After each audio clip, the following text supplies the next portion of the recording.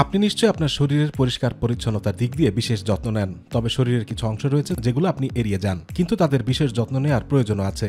আসলে শরীরের এই অঙ্গগুলোতে প্রচুর পরিমাণ ব্যাকটেরিয়া থাকে। যদিও শরীরের অনেক অংশেই ব্যাকটেরিয়া থাকে, তবে আমরা তাদের যত্ন নিয়ে থাকি। একটি গবেষণায় ৬০ জনের বেশি মানুষের উপর গবেষণা চালিয়ে দেখা গেছে প্রায় ২৩০০ ধরনের ব্যাকটেরিয়া পাওয়া গেছে তাদের মধ্যে। আর আমরা যদি পেটের নাভির দিকে তাকাই, তাহলেই সেখানে অন্তত ৬৭ ধরনের ব্যাকটেরিয়া পাওয়া যায়। মহিলাদের সৌন্দর্যের ক্ষেত্রে নাভি হলো একটি গুরুত্বপূর্ণ অঙ্গ, তাই অনেকেই প্লাস্টিক সার্জারির মাধ্যমে আরো সুন্দর করে তোলেন। তবে শরীরের সবচেয়ে নোংরাতম জায়গাটি হলো এই নাভি। আসলে শরীর বা পোশাক থেকে নোংরা জমতে থেকে অবশেষে তা নাভির কুণ্ডলিতে জমা হয়। নাভি আসলে মানব শরীরের একটি ক্ষতস্থান।